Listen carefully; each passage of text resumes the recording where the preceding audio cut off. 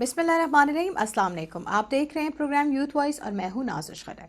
नाज़रीन, जैसे कि आजकल हम सब रमज़ान ऑब्ज़र्व कर रहे हैं। रमज़ान का महीना है, बहुत बाबरकत महीना होता है और रमज़ान की बरकतों में ही जहाँ पे हम सहरियाँ और इफ्तारियाँ करते हैं वहाँ हम ये ख़्याल कहीं ना कहीं भूल जाते हैं कि मुनासिब ग़िज़ा क्या है और हमें क्या चीज़ें खानी चाहिए और किन चीज़ों से गुरेज़ करना चाहिए। वैसे तो ये ओवरऑल इंसान को अपनी डाइट प्लान का हिस्सा बनाना चाहिए, बैलेंस डाइट रखनी चाहिए थ्रू आउट द ईयर ही। लेकिन रमज़ान वो ऐसा महीना होता है जिसमें इंसान जो है वो उसकी एनर्जी भी बहुत कम हो जाती है, सो उसको बहुत सारे प्रोटीन और विटामिन्स चाहिए होते हैं। साथ ही साथ उसको चूँकि हम रोज़े में एनर्जी लो होती है तो हम चहलकदमी भी कम कर लेते हैं, एक्सरसाइज भी कम हो जाती है, जिसकी वजह से इंसान जो है वो लो एनर्जी फील करता है। अब ऐसी कौन सी ग़िज़ाएँ हैं जो कि सहरी और इफ्तारी में खानी चाहिए जिससे इंसान की जो डाइट है वो बैलेंस रहे और साथ ही साथ उसे कितनी वॉक करनी चाहिए या एक्सरसाइज का जो टाइम है वो कौन सा होना चाहिए? आया इफ्तार से पहले जो है एक्सरसाइज करनी चाहिए या फिर इफ्तारी के बाद करनी चाहिए? ये सारे वो अहम सवालात हैं जो रमज़ान में हर इंसान और हर मुसलमान के दिमाग में आते हैं। सो आज उन सवालों को एड्रेस करने के लिए आज हम मौजूद हैं एक बहुत ही इम्पॉर्टेंट गेस्ट के साथ जो डाइटिशियन है, क्लिनिकल डाइटिशियन है। उनसे जानेंगे हमारे सवालों के जवाब और आपके सवालों के भी जवाब। सो अस्सलाम वालेकुम रुमैसा।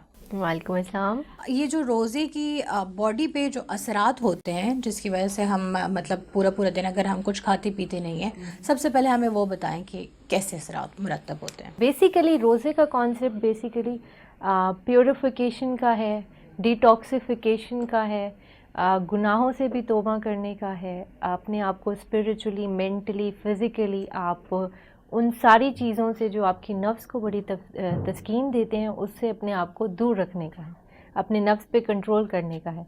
क्योंकि पेट के बारे में कहा जाता है कि कुआं है, जितना भी भरे नहीं भरता। तो ऐसी सारी वर्ल्डली चीज़ों से अपने आप को महफूज रखने के लिए, अपने आप को कंट्रोल करने के लिए कि इंसान या आपकी spirituality is beyond just food, water and बाकी सारी जो फितने हैं दुनिया के। तो ये एक लेसन है जिसमें हम लोग थोड़ा सा दोबारा इसको दुनिया की तरफ ले आते हैं कि भाई हमने 30 डेज़ में वेट लॉस करना है, हमने स्किन अच्छी करनी है, हमने बाल अच्छे करने हैं। तो मुझे ऐसा लगता है कहीं ना कहीं जो रोज़े का एसेंस है वो पीछे रह जाता है। उसके अलावा जैसे आपने मुझसे क्वेश्चन किया है कि इसके क्या क्या अफेक्ट हैं बॉडी पे, इसके बड़े पॉजिटिव अफेक्ट हैं आपकी बॉडी पे, बट अगर आप सही तरीके से रोज़ा रखते हैं। क्योंकि अक्सर लोग अपने बॉडी को बहुत स्टार्व करने लग जाते हैं। बिल्कुल। और मोस्टली लोग रमज़ान में वेट गेन कर लेते हैं क्योंकि वो अपनी ज़रूरत से ज़्यादा खा लेते हैं। फास्टिंग और फीस्टिंग का है कि वो ईद ही जो है ना अफ्तारी में मना लेते हैं। बिल्कुल। तो ईद तो रमज़ान के बाद आती है। इसके अलावा ये कि जब हम रोज़ा रखते हैं तो हमारी बॉडी के अंदर बहुत सारे ऐसे सेल्स होते हैं, टॉक्सिन्स होते हैं जिनको हमारी बॉडी फिर डिस्ट्रॉय करती है, खाती है, उनसे ही न्यूट्रिशन लेती है while we are in the fasting state. तो फास्टिंग के बड़े पॉजिटिव अफेक्ट हैं और ये करनी चाहिए रिलीजियस पॉइंट ऑफ व्यू से भी और साइंटिफिक पॉइंट ऑफ व्यू से भी। It also has anti cancerous effect on the body as well. अच्छा, अब आते हैं ग़िज़ा की तरफ कि कौन कौन सी चीज़ें, लेट्स सपोज़ हम रमज़ान में सहरी करते हैं, ठीक है, तो एक तो ये है कि हम लालच में बहुत ज़्यादा पानी पीते हैं कि हमें जो है वो स्टोर होता रहे या हमें सुबह प्यास ना लगे। सो कौन कौन सी चीज़ें हैं जो सहरी में खाने से बॉडी एनर्जाइज्ड भी रहती है थ्रू आउट द डे और आपको जो है बहुत ज़्यादा ना स्टमक एसिड या इस तरह की कोई एसिडिटी वगैरह नहीं फ़ील होती? अच्छा, द थिंग इज़ कि जो लोग सबसे बुरा गलत करते हैं, अपने साथ जुल्म करते हैं कि वो पानी बहुत पी लेते हैं इन योर सहूर। तो बेसिकली हमारे पास अगर हम इस तरह देखें ना, अफ्तारी से लेके सहरी तक ईटिंग विंडो है, ठीक है। ईटिंग विंडो में ये होता है कि आप खा सकते हैं, पी सकते हैं। तो अब आप पानी बजाय इसके कि जो अब सहरी के पहले 1-2 घंटे जब आप उठते हैं सहरी के लिए तब पिए, आप उसको डिवाइड करें through out your eating window. यानी अफ्तार से लेके सहरी तक आपने अपने 8 glasses, the rule of thumb के 8 ग्लास पानी पीना है, आप उसको पूरा करें इन डिफरेंट वेज। और ऐसी चीज़ें खाएं, ऐसे फ्रूट्स खाएं, ऐसे वेजिटेबल्स खाएं जो थोड़ा ऑलरेडी वाटर रिच हों, ठीक है। और क्योंकि हम वी आर ह्यूमंस, हम ऊंट नहीं हैं कि हम डेजर्ट के स्टोर कर सकें पानी को। तो इट्स नथिंग, आप सिर्फ अपनी बेसिकली आपका जो स्टमक है it's like a balloon, more like a balloon. आप जितना उसको भरेंगे, जितना उसको आप स्ट्रेच करेंगे, उतना ज़्यादा ही जो है ना आपका वो स्टमक फूलेगा। ओके। तो आपने खाना भी खाया है, आपने 5 गिलास पानी भी पी लिए हैं सहरी में, और आप चाय भी पी ली है, जो भी आपने ग्रीन टी भी पी ली है, राइट। तो आप सोचें कि आपका जो स्टमक है वो कितना ज़्यादा भर जाए। ठीक। तो you have to keep your stomach empty. It's not like कि आपने सब कुछ वो सहरी में किया। बट द सहरी में जो ट्रिक है, the thing that you can do is कि आप कम्प्लेक्स चीज़ खाएं, यानी अपने खाने को इस तरह खाएं कि वो कम्प्लेक्स हो, स्लो स्लो आपकी ब्लड स्ट्रीम में जाए। यानी अगर आप कार्बोहाइड्रेट्स ले रहे हैं, रोटी ले रहे हैं, उसको कम्प्लेक्स कर दें, 4-5 आटे मिक्स कर दें, बगैर चना व आटे का इस्तेमाल करें, ताकि वो रोटी आपको फुल फिलिंग भी लगे और आपको throughout the day energy दे। ठीक। और एनर्जी डेंस चीज़ें जैसे कि नट्स हो गए, सीड्स हो गए, उनका इस्तेमाल करें, क्योंकि वो आपको एनर्जी, हाँ, through out the day energy देते रहेंगे, जो क्योंकि वो आपकी एनर्जी डेंस एक न्यूट्रिएंट है। ओके। ठीक है। उसके अलावा योगर्ट, फर्मेंटेड प्रोडक्ट्स लाजमी ऐड करें अपनी सहरी में। ठीक है। वो एक तो आपको डाइजेशन और ब्लॉटिंग जैसे, जो इंडाइजेशन, ब्लॉटिंग जैसे, एसिडिटी जैसे जो जी। इश्यूज हो रहे हैं, उनसे बचाएगी। अच्छा, वैसे ब्लोटिंग भी बहुत होती है। हाँ, वो इसी वजह से होती है ना, बिकॉज वी ओवर ईट। आपने अफ्तार में भी इतना खा लिया होता है, आपको होता है कि मैं ये भी खा लूँ, वो भी खा लूँ, मैंने तो इतना सारा दिन रोज़ा रखे, कमज़ोरी हो रही है। नहीं, एक बंदे को साइकोलॉजिकली फील होता है कि we deserve all the food. So जो कार्बोहाइड्रेट्स हैं, मतलब क्या क्वांटिटी होनी चाहिए, और क्या कहती हैं आपके वाइटामिन्स जो हैं कौन सी लेने चाहिए, और वो कौन से फूड्स में जो है सबसे ज़्यादा मतलब उनकी रिचनेस होती है? हाँ, डिपेंड्स कि आप किस विटामिन की बात करें। अब विटामिन D3 है, वो हमें देसी घी से मिलेगा। ठीक है। अब आपने अपनी रोटी पे देसी घी लाजमी लगाना है। उसके अलावा अगर हम वाटर सॉल्युबल विटामिन्स की बात करें, जैसे कि बी विटामिन्स होगी, विटामिन C होगी, वो अब हमें वेजिटेबल से मिलेंगे मोस्ट प्रोबेबली, या हमें फ्रूट से मिलेंगे, तो हमने वो ऐड करने हैं। और यानी यही फाइबर रिच चीज़ें ही ऐड करनी ना। आपकी प्लेट में फाइबर कैसे बढ़ता है, आप उसमें सैलड ऐड कर दो, बिल्कुल। आप रोटी को कम्प्लेक्स कार्ब्स में कन्वर्ट कर दो, आप फ्रूट ले लो। ठीक है। और थोड़ा चाय का थोड़ा गैप दो। अच्छा, अगर चाय की बहुत चाय थोड़ी शौकीन कम है, पीनी है। हाँ, चाय की बहुत शौकीन है, तो थोड़ा जल्दी उठ के सहरी करें, ताकि आपकी सहरी में और चाय में आप मिनिमम 25 to 30 मिनट्स का गैप दे सकें। अच्छा, एक और जो बहुत ज़रूरी चीज़ है इफ्तारी में, जो फ्राइड चीज़ें, प्रोसेस्ड आइटम्स खाई जाती हैं, क्योंकि पूरा दिन इंसान का मैदा जो है वो खाली होता है, और उसके बाद हम डायरेक्ट जिस चीज़ से शुरुआत करते हैं वो प्रोसेस्ड चीज़ें होती हैं। सो इस बारे में क्या कहती हैं? सुन्नत तो यही कहती है कि आपने रोज़ा अपना खजूर से इफ्तार करना है। ठीक है। तो करना तो खजूर से चाहिए, मगर पाकिस्तानियों का बिस्मिल्लाहिर्रहमानिर्रहीम और डायरेक्ट पकोड़ा होता है जो वो खाते हैं। तो द थिंग इज़ कि हम लोगों ने क्योंकि ट्रेडिशन बना ली है, वरना पकोड़े, समोसे, इनका कोई कनेक्शन ऐसे रमज़ान में नहीं है, ना लाल शरबत का कोई कनेक्शन है रमज़ान से। अब वैसे besan is very healthy, we are not against besan. बेसन में फाइबर भी है, बेसन में प्रोटीन भी है, बेसन is good. But the thing is, जब हम उसे डीप फ्राई करते हैं in the form of pakora, तो वो जो बेसन है वो ऑयल को एब्जॉर्ब करता है, कि 2 टीस्पून में या 1 टीस्पून में आप एक पकोड़े को फ्राई करें। उसके अलावा आपने पकोड़े के अंदर बेसन की रेशियो कम रखनी है, वेजिटेबल्स की और बाकी चीज़ों की, जैसे कॉन्डिमेंट्स थे, इनकी आपने अमाउंट ज़्यादा रखनी है। शुगर के मरीज़ों को जो है, अगर वो लेट्स सपोज रोज़ा रख रहे हैं, उनको कौन सी ग़िज़ाइयत भरी चीज़ें खानी चाहिए हैं, ताकि उनकी जो शुगर लेवल है उस पर इफ़ेक्ट ना करें? जो शुगर के पेशेंट हैं, क्योंकि उनकी मेडिकल कंडीशन है, तो उनको इस्लाम में भी इतनी सख्ती नहीं है कि उनके ऊपर ज़बरदस्ती है कि आप रोज़ा रखें। आप किसी और तरीके से कंपनसेट भी कर सकते हैं, मगर मेडिकली एक तो पहले उन्हें अपने प्रैक्टिशनर की, अपने डायबिटिशियन की से अपनी डोजेज को एडजस्ट कराना है फर्स्ट ऑफ ऑल। और सेकेंड ऑफ ऑल, हम as a doctors, as a dieticians लोगों को कैटेगराइज करते हैं कि आपका HbA1c कितना आया है, आप हाई रिस्क कम्युनिटी लोगों में हैं या आप नॉर्मल कैटेगरी में आते हैं। तो अगर तो हाई रिस्क कैटेगरी में आते हैं, अब ये कैटेगराइजेशन उनके हेल्थ प्रैक्टिशनर्स करेंगे। तो फिर वो रोज़ा नहीं रखेंगे। ठीक। और अगर आप लो रिस्क में हैं या आप नॉर्मल कैटेगरी में आते हैं तो आप रोज़ा रखेंगे, बट आपने अपनी शुगर लेवल को साथ साथ मॉनिटर करते रहना है ताकि आप अकॉर्डिंगली आप रोज़ा रख सकें। ठीक। तो और सेकेंडली ये होता है कि इंसुलिन का एक साइकिल होता है कि मॉर्निंग में नॉर्मल होता है, 2 बजे 3 बजे थोड़ी सी स्पाइक आती है बॉडी में, फिर उसके बाद इवनिंग में लो हो जाता है।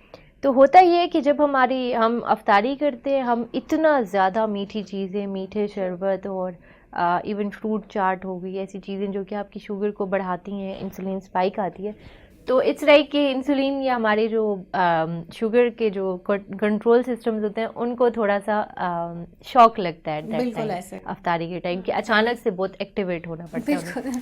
तो वो उनको ज़्यादा ख्याल रखना चाहिए कि उन्होंने कार्बोहाइड्रेट चीज़ों को कम खाना है, यानी they have to start with the complex carbs. ठीक। तो थोड़ा सा वेजिटेबल्स ऐड करके खजूर के साथ फिर वो रोज़ा खोल ले, इस तरह करके, ताकि जो उनकी इंसुलिन स्पाइक है या जो वो एकदम से हाँ ग्लाइसेमिक हाइपर इंडेक्स है ना वो थोड़ा सा कम हो, ग्रेजुअली बढ़ाना है। ठीक। तो वो फिर डिपेंड करता है on the condition of the patient. Okay, ठीक हो गया। अच्छा, इसी तरह शुगर के साथ साथ ब्लड प्रेशर के मरीज़ भी होते हैं, सो उनको भी क्या इफ्तारी के टाइम पे खाते हुए कुछ चीज़ों का ख्याल रखना चाहिए कि उनका ब्लड प्रेशर डायरेक्ट शूट ना कर जाए? हाँ बिल्कुल ऐसा ही है। आपको एक तो स्ट्रेस नहीं लेनी होती। समटाइम्स ये होता है कि लोग भूखे रहते हैं या स्मोकर्स होते हैं, उनको at times they are also hypertensive patients भी, तो उनको ना स्ट्रेस बहुत रहता है एंड दे ऑलवेज क्रेव, और वो जब अफ्तार करते हैं तो फिर वो मुरगन ग़िज़ाएँ होती हैं सारी, लिपिड प्रोफाइल उनकी डीरेंज होने का भी ख़तरा होता है। तो उनको भी ऐसी चीज़ें खानी चाहिए जिनमें मिनिमम ऑयल हो, या शैलो फ्राई करें या एयर फ्राई करें, ताकि आपको जब अचानक आप खाएं ना तो आपकी बॉडी को बहुत हैवीनेस ना फील हुई हो। May be most of the people feel heavy. तो होता ये कि आपकी अचानक से बॉडी जब एक्टिवेट होती है ना, आपका स्टमक सबसे पहले एक्टिवेट होता है कि it has to work, it has to digest the things. तो होता ये कि आपका जो पूरा सर्कुलेशन है ब्लड का, वो बॉडी का शिफ्ट हो जाता है towards your system, digestive system. तो आपकी बाकी जैसे आपको इसीलिए लेथार्जी फील होती है, because everything is going to the stomach and you just need some rest. चलो वैसा एक लास्ट आपसे ये कि क्या नौजवानों को या बाहर जो इस वक्त रोज़ा रख रहे हैं और फिर भी वेट लॉस के चक्कर में वो ख़ुद को जो है भूखा रख रहे हैं, उनको क्या पैगाम देना चाहेंगे? एक तो आपने अपनी बॉडी को नरिशमेंट देनी है, आपने खाने को अपना दोस्त समझना है। तो आपकी बॉडी आपको खुद बताती है। छोटे बच्चों को कौन बताता है कि ये दीवार से चूना खाओ, तुम्हें कैल्शियम की कमी है? The thing is our mind, our bodies are very intelligent. तो जब हम आपको कनेक्ट कर देते हैं आपकी बॉडी से, तो you don't even need us to tell you कि आपको कितनी कैलोरीज रिक्वायर्ड है पर डे और आपने कितना खाना है। ये सब आपकी बॉडी आपको बताती है। But the thing is how you connect with your body is important to be taught. जी नाज़रीन, इस वक्त हमारे साथ मौजूद हैं आयशा हक, क्लिनिकल न्यूट्रिशनिस्ट है, और न्यूट्रिएंट्स की रमज़ान में स्पेशली बहुत ज़रूरत होती है। वैसे तो ज़रूरत हर इंसान को वैसे भी होती है, स्पेशली इनसे ये भी जानेंगे कि जब एक बच्चे की नशोनुमा होती है, बचपन से वो ग्रो करता है, तो उसे कौन से वो न्यूट्रिएंट्स बचपन से ही चाहिए होती हैं जो कि उसके बाद में ग्रोथ में उसके साथ जो है मतलब एक इफ़ादियत जो है वो बख्शती है थ्रू आउट देयर लाइफ।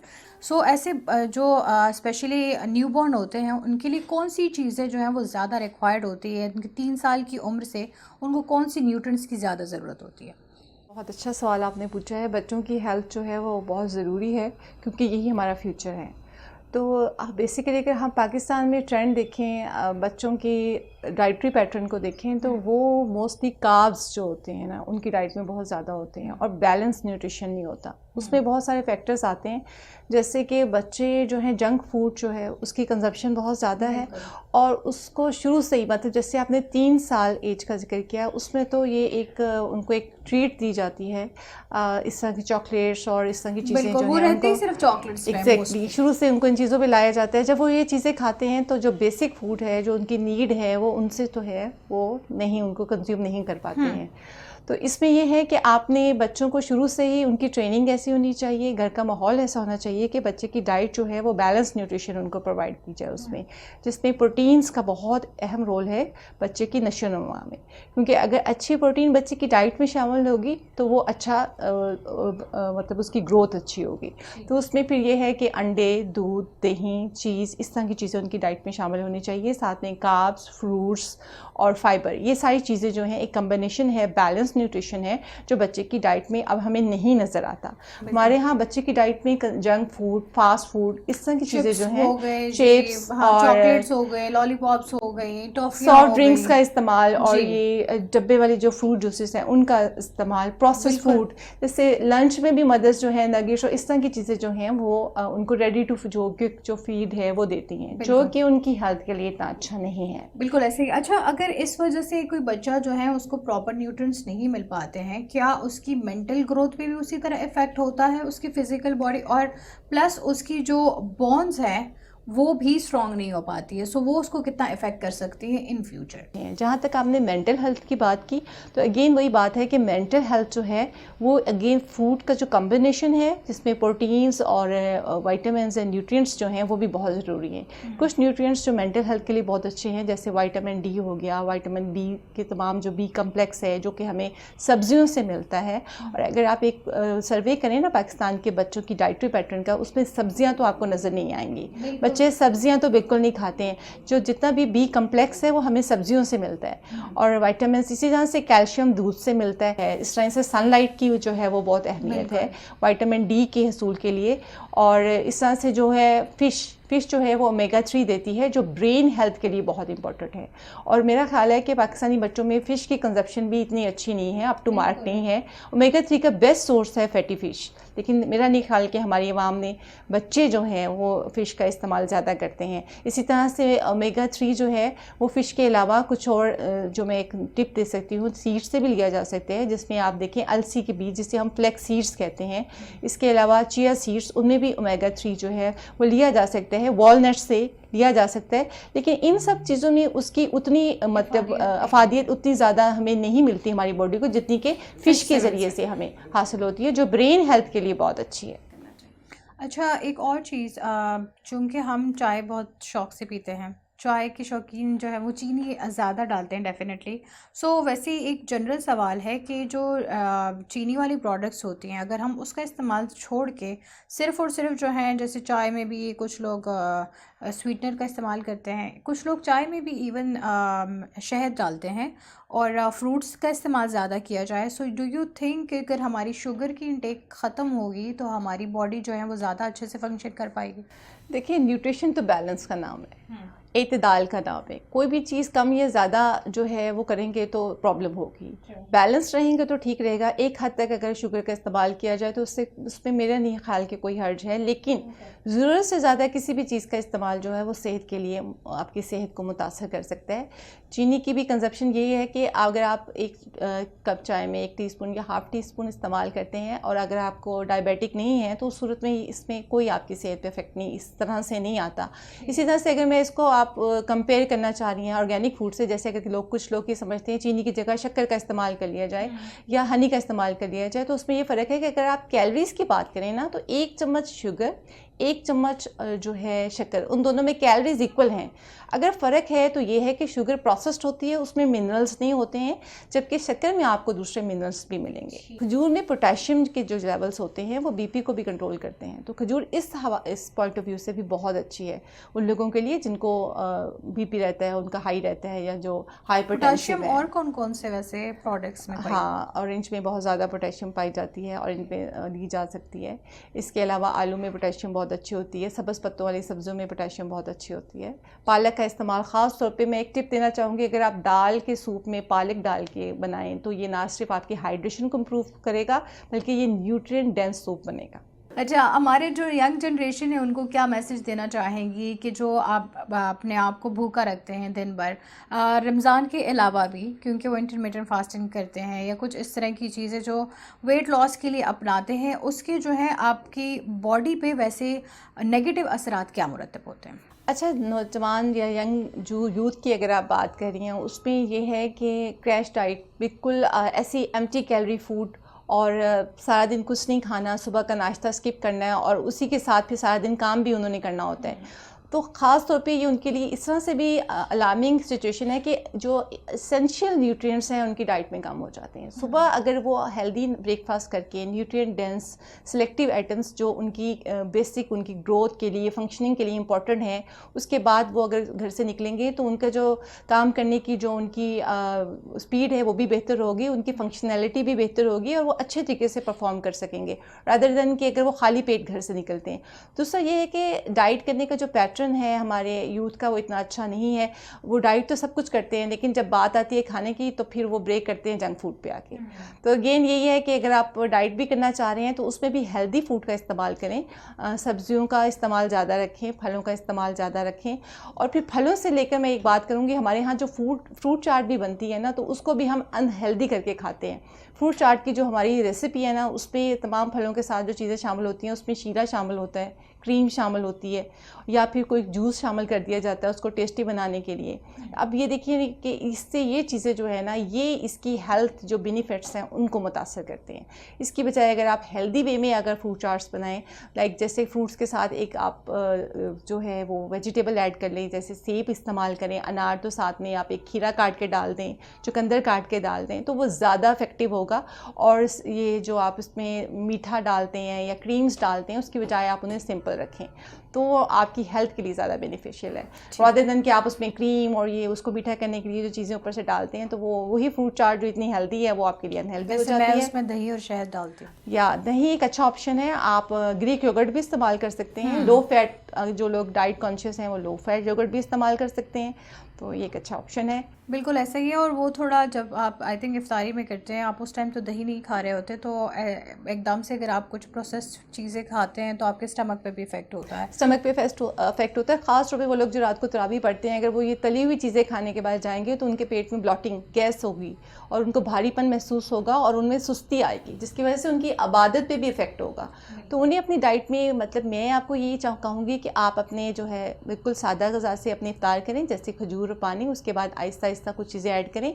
नमाज से पहले आप एक प्लेट चने चाट या रायता या कुछ इस तरह से दही भल्ले शामिल कर सकते हैं। उसके बाद नमाज के बाद जो है वो आप खाना खाएं, सादा रोटी और सालन के साथ खाना खाएं। और पानी की इंटेक जो है ना, सुबह सहूर तक आप वक्फे से सिप बाय सिप पानी पीते रहें। ये नहीं कि एकदम से 3-4 गिलास पानी, 6-7 गिलास एकदम से पानी पी लिया, बल्कि पूरा वो टाइम जो है जितनी देर आप जाग रहे हैं तो पानी का वक्फे से इस्तेमाल रखें, ताकि आपको डिहाइड्रेशन ना हो। ठीक हो गया। कौन सी लिक्विड्स और जूसेस का इस्तेमाल जो है वो सबसे ज़्यादा करना चाहिए रमज़ान में, ताकि आपकी बॉडी जो है वो डिहाइड्रेटेड ना हो? इसमें तो मैं ये कहूँगी कि नींबू पानी बेस्ट है। नींबू पानी के अलावा दही की लस्सी बनाई जा सकती है, दूध की लस्सी बनाई जा सकती है। और इसके अलावा जो है सब्जियों का अगर या फलों का जूस मिक्स करके बनाया जा सकता है, वो बहुत अच्छा है। और जूस में ये कहूँगी कि अगर जूस में आप थोड़ा सा पानी मिक्स कर लें, उसे डाइल्यूट कर लें, एक तो वो बहुत अच्छा हो जाएगा, उसके कैलोरी कंटेंट भी कम हो जाएंगे। और दूसरा, जूस की कंजप्शन के बारे में ये कहूँगी कि जब आप जूस पीते हैं तो कोशिश करें कि उसकी सर्विंग साइज़ जो है वो अपना कंट्रोल रखें, like half cup is enough.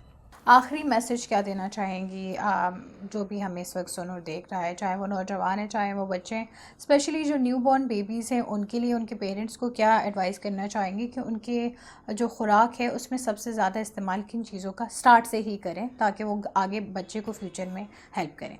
New born baby के लिए मैं ये कहना चाहूँगी कि माँ का दूध सबसे बेहतरीन ग़िज़ा है। कम से कम आप उनको पहले 6 महीने माँ का दूध ज़रूर पिलाएं, और वो एक्सक्लूसिवली पिलाना चाहिए।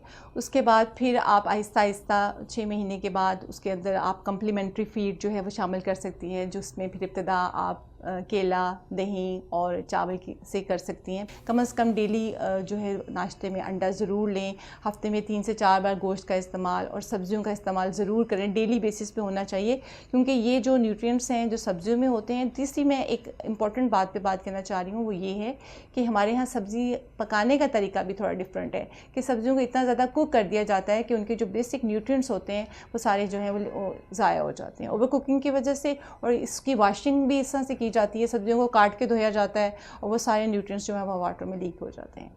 तो मेन टू से कि अपनी डाइटरी पैटर्न को जहाँ इम्प्रूव करना है वहाँ खाना पकाने का तरीका, हाइजीन्स, इन सब पे, क्योंकि हेल्थ जो है वो मल्टी डायमेंशनल है, ये होलिस्टिक अप्रोच है। रोज़ा हमें मल्टी डायमेंशनल अप्रोच देता है। ये एक होलिस्टिक अप्रोच है जिससे ना सिर्फ हम स्पिरिचुअली अपने आप को हेल्थी कर सकते हैं, फिज़िकली और mentally. Thank you so very much Ayesha, आपके टाइम का, बहुत मुफीद मशवरों का भी। आपने इन चीज़ों पे गौर करना है कि आपने ख़ुद को भूखा भी नहीं रखना, लेकिन आपने अपनी खुराक में कौन कौन सी चीज़ों का इजाफा करना है और कौन कौन सी चीज़ों को कम करना है, ये आपको पता होना चाहिए। Excess of everything is bad. अगर आप बहुत ज़्यादा, इवन सिर्फ पूरा दिन आप सिर्फ फ्रूट्स पे भी रहेंगे तो आपका शुगर इंटेक जो है वो उससे भी ज़्यादा होगा। सो हर चीज़ को बैलेंस तरीके से और पोषण तरीके से रखना बहुत ज़रूरी है। और अगर हम ये अपनी डाइट ठीक करेंगे तो ही एक सेहतमंद जब हमारी बॉडी होगी तो ही हमारा दिमाग सेहतमंद होगा और तो ही हम माशरे को भी सेहतमंद बना सकेंगे। आई होप कि आज का प्रोग्राम आपके लिए बहुत मुफीद रहा होगा और ये भी उम्मीद करती हूँ कि इन चीज़ों पर अमल करके आप अपनी ज़िंदगी ज़रूर संवारेंगे। इसके साथ ही मैं आज के प्रोग्राम से इजाज़त चाहूँगी। अल्लाह ने के बाद।